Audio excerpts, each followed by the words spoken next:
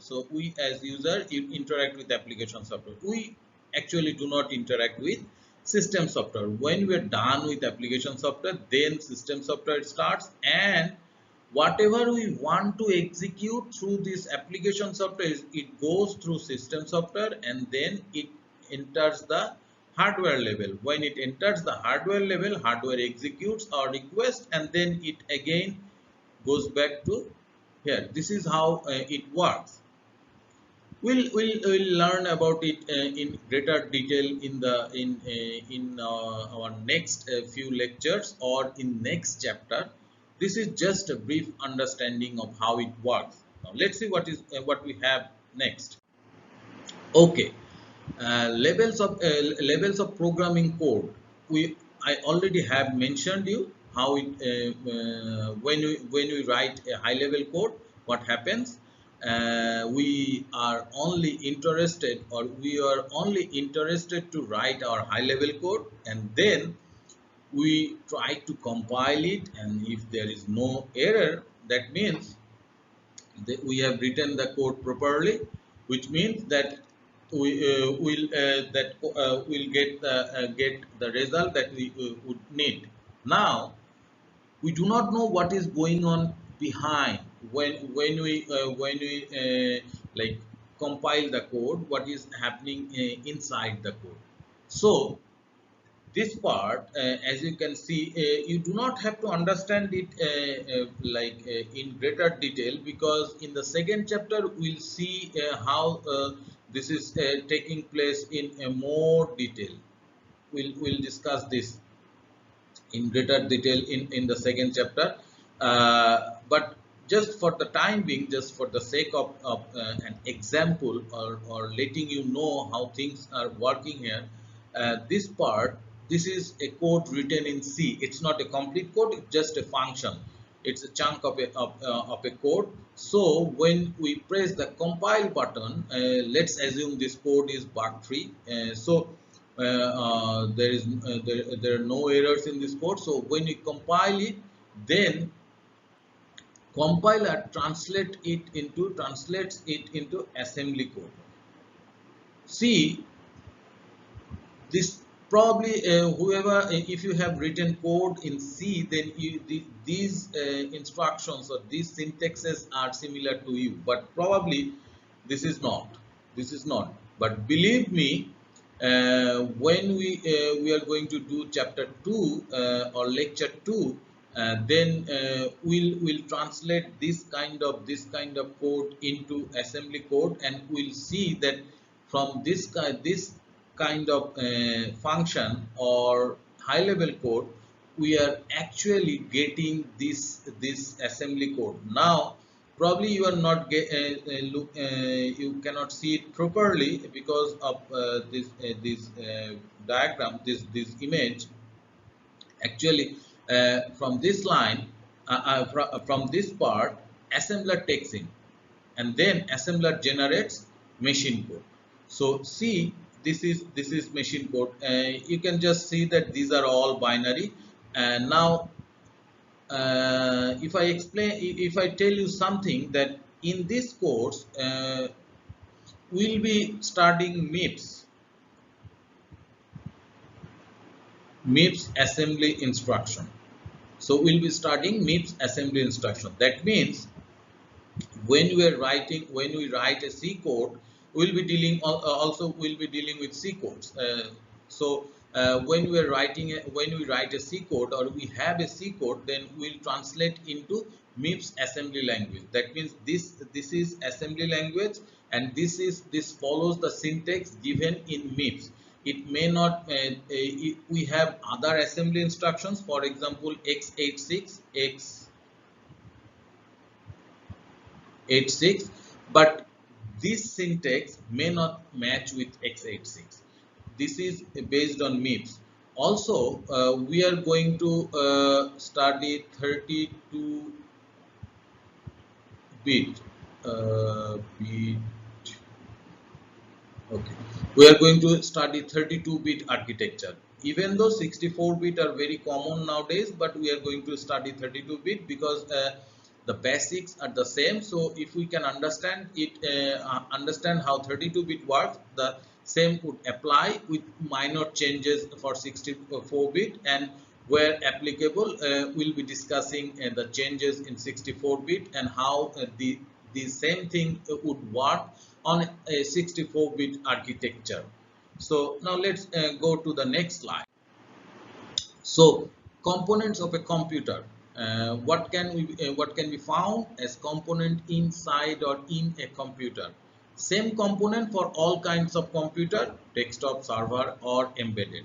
So what we have, as I said, that same kind of component can be found in every kind of computers, as we have seen that we have in general three types of computers. One is desktop, and then server, and then embedded. So we have input output device, then we have storage device, and if it is connected to the network, then it is network device. These are the three types of components that are associated or attached to your computing device. Go to the slide. So if you open the box, this is this laptop. So if you open the box, I'm not going into the detail of this. You can see it by yourself. It is inside in the book, so you can see it by yourself. So these are the components that you can find.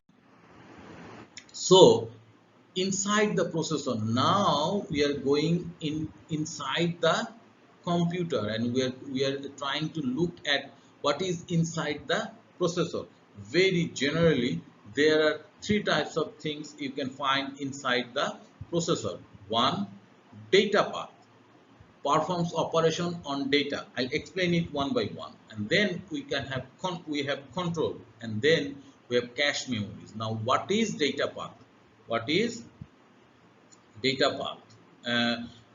I'll have a like definition of data path within next couple of slides. What is data path is, we'll discuss data path in detail there, but just for the time being, data path, as the name suggests, that it is only a data, but this is not true.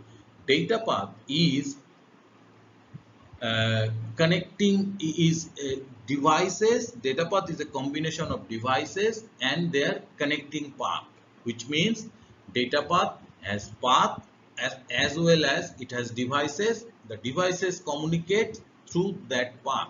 So this is called data path. And then we have control. Control means it controls the sequence of operations, sequence of instruction executions, which instructions should go where, how it should execute, which hardware it should or which component it should access. This is how control like controls the control unit controls the operation, any operation. Now cache memory, small fast SRAM memory for limited access to data inside the processor. We all know that inside the processor we have cache memory. They are really fast, but very small, very small, because they are using expensive technology. This is because that they have they're really fast. You can access data really quickly from those memory devices, and that's why they are inside the processor, because we all know that processor operates very quickly.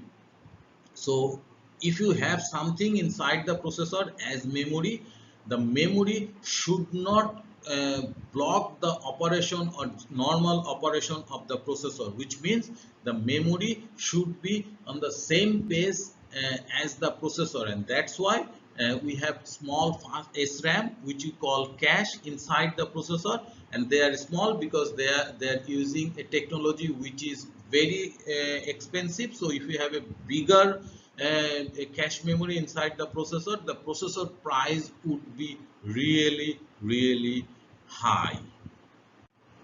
Now inside the processor, this is an example. You could find other examples on the net, so you could see it by yourself, but just for the sake of this class, you can see that this AMD Barcelona 4-core processor. See, we started the discussion of cores. So This is let's say core 1, core 2, core 3 and core 4. So all these cores, they have this kind of components inside the these components inside these components is all these cores, and they are connected. Okay, so this is AMD Barcelona 4 processor cores. So this is for this segment. I'll see you in the next segment. Thank you. Welcome to CSC 340 Computer Architecture Lecture Series. In this slide, we are going to discuss about abstractions. So what abstraction does? Abstraction hides the lower level details from the user. It only shows the higher level detail to the user, that makes the life easier for the user to interact with the system. Now comes instruction set architecture. As the name suggests, it's instruction for a particular set of architecture, or instruction set for a particular architecture. This allows high-level program to be translated into assembly instruction and then translated into machine instruction that our hardware understands. And then we have application binary interface, in short ABI. We all know about API, but ABI is much lower level. It allows the system to identify where the data is going to be stored in the register, how much data is going to be transferred, and so on. And implementation decides the underlying details and interface of any implementation or system implementation. Let's see the next slide. From next slide or this slide, we are going to discuss some definition. The first one is computer architecture.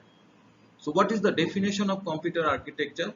The science and arts of designing, selecting and interconnecting hardware components and designing the hardware software interface to create a computing system that meets functional, performance, energy consumption, cost and other specific goals.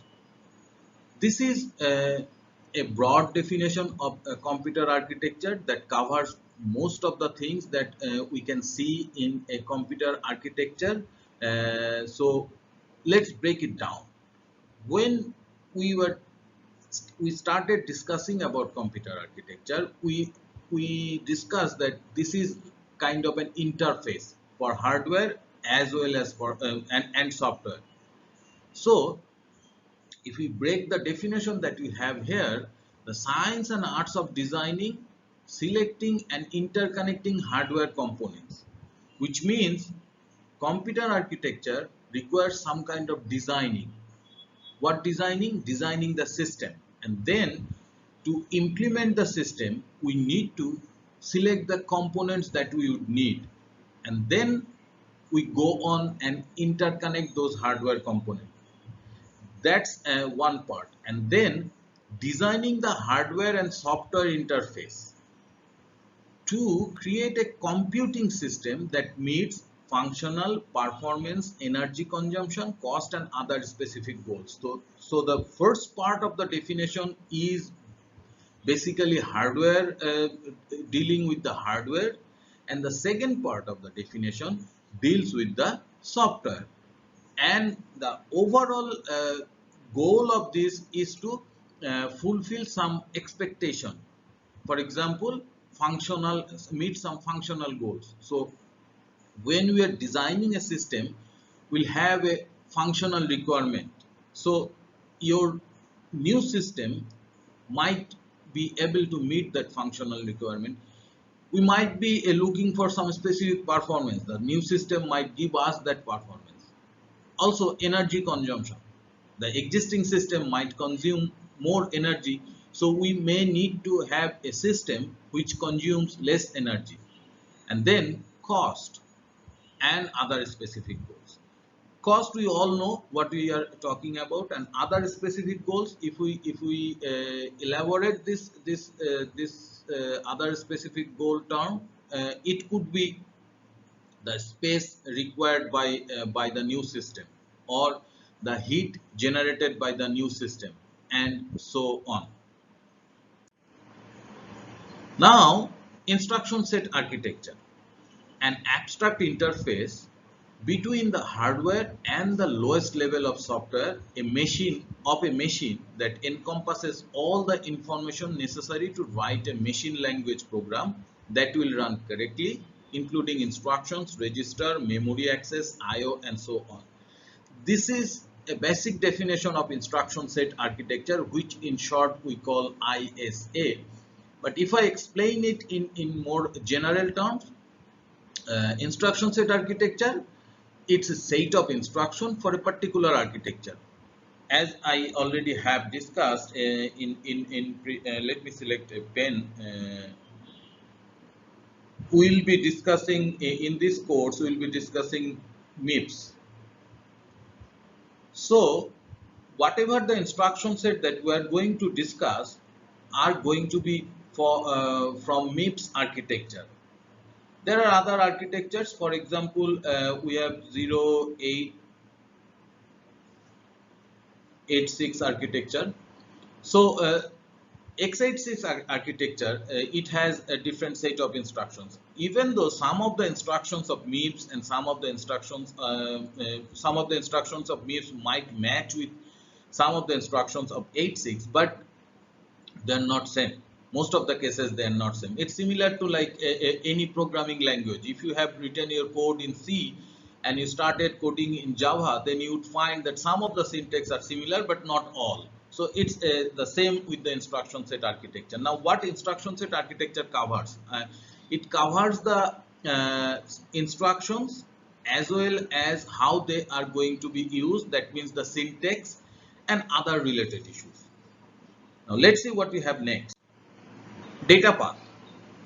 As we already have discussed, data path, even though the name suggests like the connecting path, only the connecting path, it is not.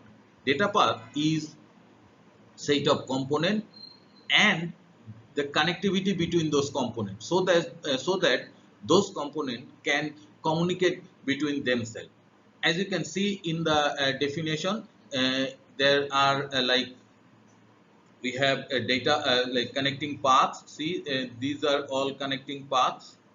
These are all connecting paths, and also we have components, different components. They are connected to this path so that they can communicate with themselves, within themselves. Okay, so this is what data path is. Now let's say what is next. Memory hierarchy. As you can see, the memory hierarchy is kind of a pyramid shape structure. We'll be learning about memory hierarchy or memory in detail when we start chapter 5, but just for this definition, what it says that memory hierarchy is a pyramid shaped architecture or design where when you go up, that means when you go up in the memory hierarchy, that means you are going up. So when you're going up, your price starts to go higher and higher, as well as the size that the memory size gets smaller and smaller, but the access speed is really fast. Just we all know that we have cache memories inside the processor, but we also know that the size of the caches are really small because they are really expensive, but they are really fast. But if we come down, we'll see, let's compare to cache, we have much larger RAM in our system, but RAM is less expensive than compared to cache, and it has its access speed is much slower than compared to cache. If we come down much further, if we compare the RAM with the hard drive, we have much bigger hard drive than compared to the RAM, but the price of RAM is higher than hard drive, but RAM is much faster than the hard drive. So this creates a pyramid structure. We'll learn a much detail of this structure when we go into the memory hierarchy chapter. Multiprocessor. So as the name suggests, multiprocessor will have multiple processors here. But what else? Along with multiple processors, each processor will have its own cache. Then they have outside cache, which is L2 cache, and they would share a common RAM or a memory. This is similar to the processor architecture that we are using in right now, multi-core processor architecture. Each core can be considered as a single processor. So each core has its own cache, then it has layer 2 cache, and all these cores are using one common RAM. This is what multiprocessor is.